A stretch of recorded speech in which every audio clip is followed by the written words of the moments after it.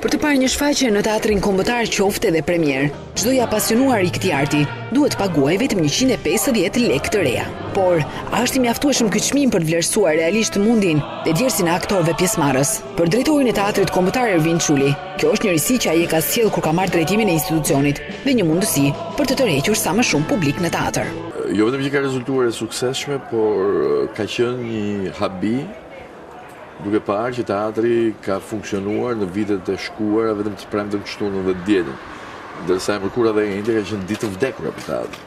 Ndërkohë si vjet ka rezultuar që salla ka qenë plotë për plot.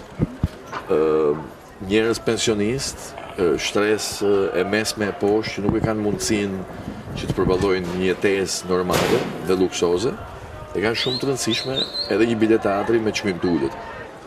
Kemi bërë shumë mirë, aq më tepër që kjo është një para e cila akoma nuk i kthehet institucionit teatrit kombëtar, po shkon në shtet, domethënë shkon në thesar, por për buxhet në shteti është nul, është zero. Në media, por edhe të kontaktuar nga Ore News, disa nga aktorët e teatrit kombëtar jashtë kamerave shprehen se ky çmim zhvlerëson punën e tyre. Por drejtori Çuli si përgjigje ka ironinë. Fjala skandal sot është bërë nga Berisha tash e përmendin gjithë. Është një skandal i madh gjithçka. Për çdo gjë që ndodh në teatrin kombëtar, dalin sa syresh, lart e poshtë, është bërë dhe Facebooku tani një vend ku vetëm mund të shkarkosh mbledhjet e tua dhe thonë skandal.